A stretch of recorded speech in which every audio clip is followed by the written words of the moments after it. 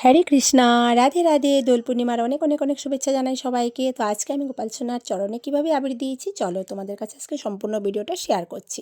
পুরো ভিডিওটা দেখার অনুরোধ রইল সবাইকে। তো সবার প্রথম আমি যখন ঘুমের থেকে উঠেছি আজকে রাত্রেবেলা দেখি যে 2টা বাজে, তারপর আমি আবার শুয়ে পড়লাম।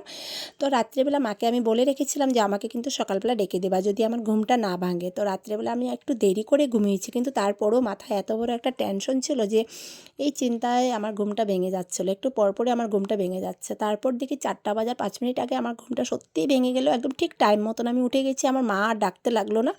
তো উঠেই আমি রাধা মাধবকে একটু প্রণাম করে ঘরটাকে পরিষ্কার করে চলে আসলাম আমার গোপুসোনার রুমে। গোপুসোনার রুমে এসে গোপুসোনাকে একটু আমি ঘুমের থেকে উঠিয়ে দিলাম হরে কৃষ্ণ মহামন্ত্র বলে আর ঘন্টি বাজিয়ে। তারপর গোপুসোনাকে বসিয়ে আমি কি করলাম, একটু টাওয়েল দিয়ে মুখটা মুছিয়ে দিলাম আর একটু জল সেবা করালাম। তারপর বাইরে আমার মা গোবর জল ছিটা দিয়ে দিল। তো আমি ভাবলাম যে না, আমি তাহলে ঘরটাকে একটু মুছে নিই। তো গোপুসোনার রুমটাকে ঝাড়ু টাড়ু দিয়ে এবার আমি একটু ভালো করে ঘরটাকে মুছে নিচ্ছি, কারণ প্রত্যেক দিন যদি ঘর না মুছি একদমই নিজের কাছেই ভালো লাগে না। রুমটা মোছার পর একটু দেখবে নিজের মনটাও ভালো লাগে, ঘরটাও সুন্দর থাকলে খুবই ভালো লাগে। তো আমি প্রত্যেক দিন এর জন্য কী করি, ঘর মুছি। ঘর না মুছলে আমার নিজের চোখেই ভালো লাগে না। তারপর একটু উঠানটাকে ঝাড়ু দিচ্ছি, কারণ মা তো গোবর জল তো ছিটা দিয়ে দিয়েছে, কিন্তু ঝাড়ু তো আর দেওয়া হয়নি। আর তুমি যতই আগের দিন পরিষ্কার করে রাখো না কেন, বাচ্চা থাক বা নাই থাক, বাচ্চারা তো ভরায় সবাই বলে, কিন্তু নিজে থেকেও দেখি কিছু কিছু নোংরা হয়ে থাকে। তারপর আমি উঠানটাকে একটু ভালো করে পরিষ্কার করে নিলাম। পরিষ্কার করে তারপর এবার চলে আসলাম আমি একটু রান্নাঘরে। এসে দেখি জল পুরো গরম হয়ে গেছে, কারণ আমি স্নান করার জল আগেই বসিয়ে রেখেছিলাম। তারপর 1 বালতি জলের মধ্যে আমি গরম জলটা দিয়ে স্নান করে নিলাম। স্নান টান করে চলে আসলাম আমি গোপুসোনার চরণে আবির দেওয়ার জন্য।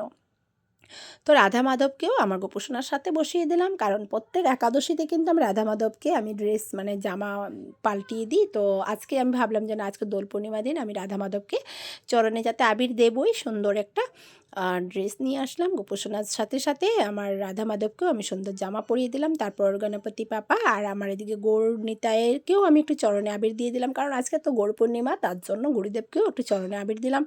মা তুলসী বেদিতেও একটু সাজিয়ে দিলাম। তারপর কি করলাম, 1 ঘটি জলের মধ্যে আমি মানে অগরু, চন্দন আর ফুল নিয়ে এবার আমি কি করলাম, গোপুসোনাকে স্নান সেবা করাবো। তো দেখো আমি কি সুন্দর করে মানে ফুল দিয়ে প্রথম অভিষেক করালাম, তারপর জল দিয়ে অভিষেক করিয়েছি। তো অভিষেকটা তোমাদের কাছে আমি এখানে দর্শন করাইনি, অনেক দেরি হয়ে যাচ্ছিলো, তার জন্য আমি মানে পটাপট করে নিয়েছি। তাড়াতাড়ি করার জন্য আমি ভিডিওটা আর করতে পারলাম না। তো এবার ভাবছি যে না, গোপুসোনাকে একটা সুন্দর জামা বানিয়ে পরিয়ে দেবো। এটাও একটা চিন্তা ছিল যে সময় কিন্তু চলে যাচ্ছে, তাড়াতাড়ি করে কীভাবে যে আমি কাজ করেছি আজকে আমি নিজেও ভাবতে পারিনি। তো গোপুসোনার জন্য সুন্দর একটা জামা বানিয়ে পরিয়ে দিলাম গোপুসোনাকে। দেখো কেমন লাগছে সবাই একটু জানাবে। আর একটা ফুলের মালাও পরিয়ে দিয়েছি, আর চরণে একটু ফুল দিয়ে সাজিয়ে দিলাম। গোপুসোনার সিঙ্গারটা কেমন হয়েছে একটু সবাই জানাবে। তো দেখো 5 রঙের আবির দিয়ে গোপুসোনার সামনে একটু আবির দিয়ে দিলাম। আর আজকে আমি ফল দিয়ে ভোগ নিবেদন করেছি, আর তিল তেলে প্রদীপ জ্বালিয়ে মঙ্গল আরতি করলাম। তো এই হয়েছে আমার আজকে